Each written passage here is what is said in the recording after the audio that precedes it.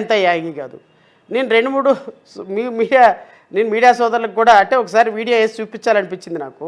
దశాబ్దాలుగా ఒక కుటుంబంతో ఉన్న సన్నిహితాన్ని, ఆత్మీయతని అడ్డం పెట్టుకొని దానికి ఫేక్ జోడించి ఇష్టారీతిగా తిరుపతితో సంబంధం లేని, టీటీడీతో సంబంధం లేని 2-3 దశాబ్దాలుగా సన్నిహిత కుటుంబాలుగా ఉన్న మధ్య ఉన్న ఒక ఫోటోని, అది కూడా 20 ఏళ్ల క్రితం, ఒక 5గురు 6గురు 10 మందో ఒక తీర్థయాత్ర చేస్తే మార్పు చేసి ఎడిట్ చేసి ఇద్దరినే చూపిస్తూ హాల్లో కూర్చుని ఫోటో మాట్లాడుతున్న మాటల్ని లేదు ఆత్మీయంగా ఉన్నటువంటి దృశ్యాన్ని ఫేక్ చేసి ఆత్మీయంగా ఉన్నటువంటి దృశ్యాన్ని అంటే ఫేక్ చేశారంట.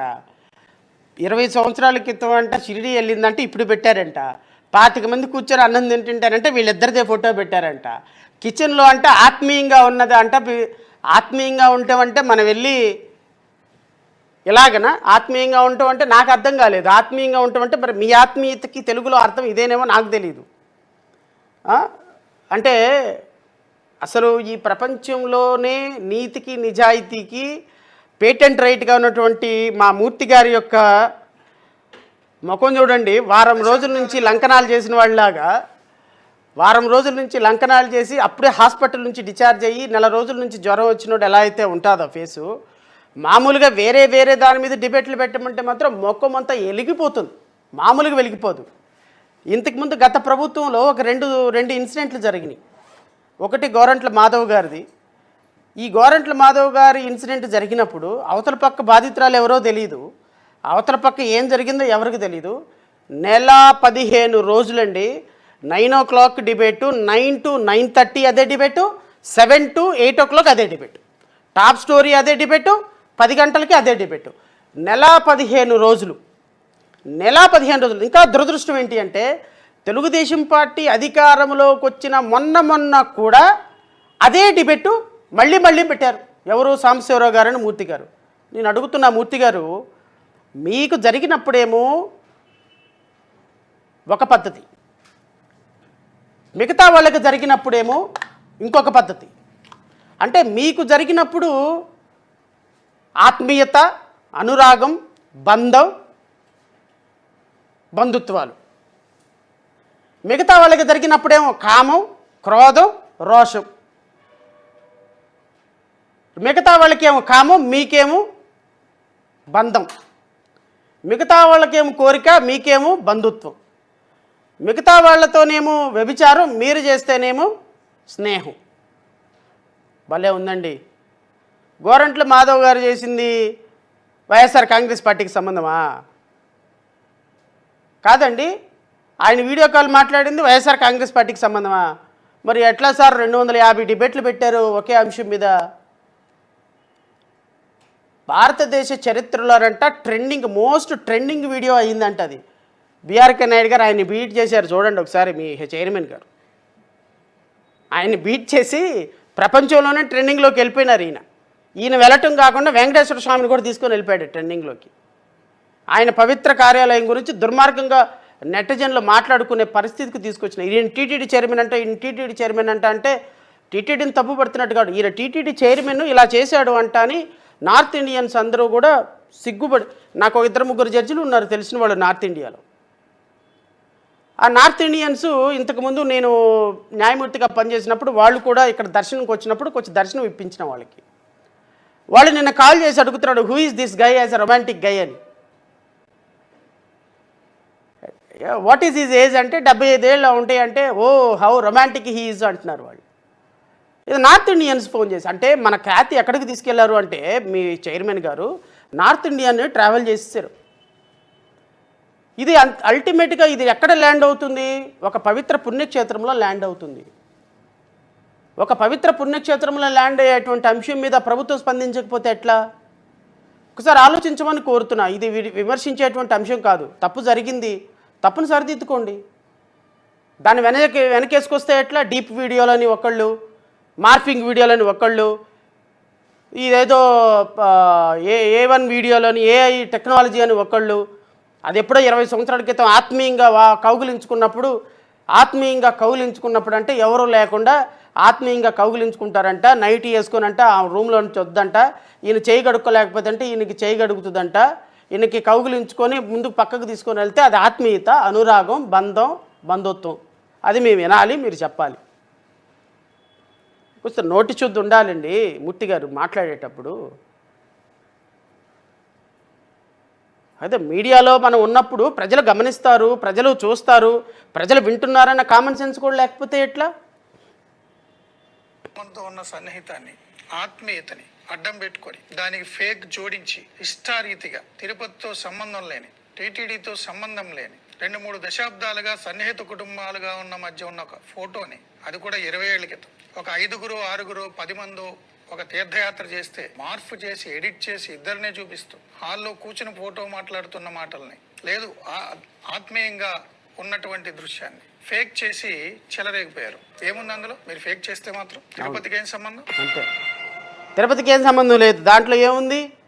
దాంట్లో ఏమీ లేదు. తిరుపతికి అసలు సంబంధమే లేదు. తిరుపతికి సంబంధం లేదు, ఎవరికి సంబంధం లేదు. అసలు అది వ్యక్తిగతమైనటువంటి విషయం. మరి గోరంట్ల మాధవ్ది వ్యక్తిగతమైన విషయం కాదా ఏంటి? అంబటి రాంబాబు గారిది వ్యక్తిగతమైన విషయం కాదా ఏంటి? ఆయన ఎవరో శ్రీనివాసు విశాఖపట్నం చైర్మన్, ఆయన మంత్రి, మాజీ మంత్రి, ఆయనది వ్యక్తిగతమైన విషయం కాదా ఏంటి? మరి వ్యక్తిగతమైన విషయాల మీద సంవత్సరాల పాటు డిబేట్లు ఎట్టు పెట్టారయ్యా? ఆహా, మీ దాకా వస్తేనేమో సంసారమా, ఎదుటోటి చేస్తేనేమో వ్యభిచారమా? కాస్త కడుపుకి అన్నం తినేటట్టు నోటి శుద్ధితోటి మాట్లాడాలి. తప్పు జరిగింది, దాని మీద మీరు తప్పు సరిదిద్దుకునే అంశాల మీద దృష్టి సారించండి. అని గౌరవ చైర్మన్ గారు నిన్న మాట్లాడుతున్నారు, బిఆర్ నాయుడు గారు. ఏంటి తప్పు జరిగింది, ఏమైంది, ఏంటి? తగ్గేదేలే అంట, తగ్గేదేలా. ఏంటి, ఎవరిని బెదిరిస్తున్నారు తగ్గేదేలే అని? అసలు ఆ పవిత్ర పుణ్యక్షేత్రంలో కూర్చుంటే అర్హత నీకుందా అసలు ఒక్క నిమిషమైనా? నేను బిఆర్కే నాయుడు గారిని అపాయింట్ చేసిన రోజునే చెప్పా, నేను ఆ రోజే ప్రెస్ మీట్ పెట్టాను. నేను రాష్ట్ర ప్రజలు కూడా ఒక్కసారి మీరు గమనించండి, నేను ఈ రోజు నుంచి చెప్పటంలా, ఏ రోజైతే నాయుడు గారిని చైర్మన్గా చేశారో, ఏ రోజైతే ట్రస్ట్ బోర్డు మెంబర్ని ఎన్నిక చేయబడ్డారో ఆ రోజునే నా దానికి ముందు 4 రోజుల ముందే నేను ప్రెస్ మీట్ పెట్టా. ఇదిగో ఇలాంటి మిడ్ నైట్ మసాలా నడిపేటువంటి వ్యక్తి, ఇలాంటి పరిశ్రమలు స్థాపించి బిజినెస్ మ్యాన్గా లుక్రేటివ్ మైండ్ తోటి ఉన్నటువంటి వ్యక్తి మీడియాని అడ్డం పెట్టుకొని రాష్ట్ర ప్రభుత్వాల మీద బురద జల్లి వాళ్ళని ప్రభుత్వాల్లోకి తీసుకొచ్చి తద్వారా ఇట్లాంటి పనులు చేసి చైర్మన్గా అయ్యేటువంటి వ్యక్తిని మీరు చైర్మన్గా చేస్తున్నారు. పవిత్రత దెబ్బతింటుంది. ఇది చైర్మన్గా ఉండాల్సిన క్వాలిటీస్ ఇతనికి లేవు. దయచేసి ఇతన్ని అపాయింట్ చేయొద్దు అని నేను ఈయన అపాయింట్మెంట్కి వారం రోజుల ముందు నుంచి ప్రెస్ మీట్లు పెడుతూనే ఉన్నా, రాష్ట్ర ప్రభుత్వాన్ని రిక్వెస్ట్ చేస్తూనే ఉన్నా. ఈయన మీద నాకున్నటువంటి సోర్స్ ఆఫ్ ఇన్ఫర్మేషన్ కూడా ప్రజలకు రివీల్ చేసే ప్రయత్నం చేశా. Nothing else. అపాయింట్ అయిపోయినారు, తప్పులేదు. మేమేదో విమర్శ చేస్తాం, వద్దండి ఆయన వద్దు అంటాం. మీరు మా మాట వినాల్సిన అవసరం లేదు, మమ్మల్ని గౌరవించాల్సిన అవసరం లేదు. వీళ్ళు చెప్పుకుంటూనే ఉంటారు, ఇలా మొరుగుతూనే ఉంటారని అపాయింట్ చేసుకోవచ్చు, తప్పులేదు. కానీ అపాయింట్ చేసుకున్న తర్వాత ఇలాంటి దుర్మార్గాలు జరిగినప్పుడు కూడా మీరు మా మాట వినకపోతే రాష్ట్ర ప్రజలు అన్నీ గమనిస్తున్నారన్న విషయం మాత్రం గుర్తుపెట్టుకోండి చంద్రబాబు నాయుడు గారు. మీ కూటమి ప్రభుత్వానికి పరిపాలనా అధికారం ఇచ్చింది స్పష్టమైన, సూటిగా, నిజాయితీగా, నిష్కల్మషంగా పరిపాలన చేయమని. కానీ ఇలాంటి దుర్మార్గుల్ని, దుష్టుల్ని తీసుకొచ్చి మీ మీడియాని అడ్డం పెట్టుకొని మ్యానిపులేటెడ్ రాజకీయాలు చేసే వాళ్ళని టీటీడీలో పెట్టి ఆ పవిత్రతని దూరం చేయమని కాదు అనేది నా భావన. నిన్న టీటీడీ చైర్మన్ గారు మాట్లాడుతూ నేను దీని మీద పోలీస్ రిపోర్ట్ ఇచ్చాను అన్నారు. నేను రాష్ట్ర ప్రజలను కోరుతున్నా, రాష్ట్ర ప్రజలు ఒకసారి గమనించమని కోరుతున్నా. నేను తిరుమల శ్రీవారి భక్తులను కూడా కోరుతున్నా. ఒక వ్యక్తి మీద ఎవరైనా ఒక వీడియో పెడితే రిపోర్ట్ ఎవరివ్వాలండి? నిజంగా నిజాయితీగా ఈయన ఆ వీడియోలో కాదు అనుకుంటే, మూర్తి గారో సాంబశివరావు గారో చెప్పినట్టుగా, మీ తెలుగుదేశం పార్టీ మీడియా చెప్పినట్టుగా నిజంగానే ఆయన బాధితుడైతే, నిజంగానే ఆయన వీడియోని ఎవడైనా మార్ఫింగ్ చేస్తే, నిజంగానే ఆయన ప్రతిష్టకి భంగం కలిగించేటట్టు ఎవరైనా ప్రవర్తిస్తే ఎవరు రిపోర్ట్ ఇవ్వాలి? ఎవరు బాధితులు ఇక్కడ? బిఆర్కే నాయుడు గారు వెళ్ళిపోయి రిపోర్ట్ ఇవ్వాలి. బిఆర్కే నాయుడు గారి తరపున రిపోర్ట్ ఎవరు ఇచ్చారో తెలుసా? మీరు వినండి, చెప్తా. జరిగిందేమో తిరుపతిలో, రిపోర్ట్ ఇచ్చిందేమో మదనపల్లిలో. గౌరవనీయులు మహారాజశ్రీ మదనపల్లి 1వ పోలీస్ స్టేషన్ ఇన్స్పెక్టర్ వారి దివ్య సముఖముకు రాసుకున్న విన్నపము విషయం అంట. డీప్ ఫేక్ A1 వీడియోలు సృష్టించి సోషల్ మీడియాలో ప్రచారం చేస్తూ బిఆర్ నాయుడు గారి వ్యక్తిగత మరియు సంస్థ పరంగా అపకీర్తి కలిగించుటపై క్రిమినల్ కుట్రపై ఫిర్యాదు బిఎన్ఎస్ సెక్షన్ 2023. నేను జి రమేష్ బాబు, తండ్రి జీవి సుబ్బయ్య, పటేల్ రోడ్, మదనపల్లి కాపురస్తుడు అయిన మదనపల్లి కాపురస్తుడు. నేను నా యొక్క విన్నపము, ఇటీవల కొంతమంది పూర్వకంగా ఆధునిక కృత్రిమ మేధస్సు అంటే A1 కృత్రిమ సదస్సును వినియోగించి టీటీడీ చైర్మన్ అయిన బిఆర్ నాయుడు గారి రూపం, స్వరం, వ్యక్తిత్వాన్ని అనుకరించే విధంగా నకిలీ వీడియోలు మరియు ఫోటోలు సృష్టించి సోషల్ మీడియాలో వేదికలో వైరల్ చేస్తున్నారు. ఈ కంటెంట్ పూర్తిగా అసత్యమైనది మరియు ఉద్దేశపూర్వక దుష్ప్రచారం.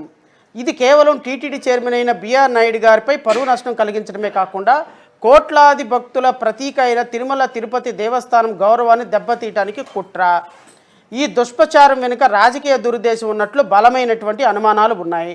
ముఖ్యంగా వైఎస్ఆర్ కాంగ్రెస్ పార్టీకి చెందిన కొంతమంది వ్యక్తులు లేదా అనుబంధ సోషల్ మీడియా వ్యవస్థలు ఈ తప్పుడు ప్రచారాన్ని సమన్వయపరచుకున్నటకు విస్తరింపజేస్తున్నారన్న అనుమానం వ్యక్తమవుతుంది.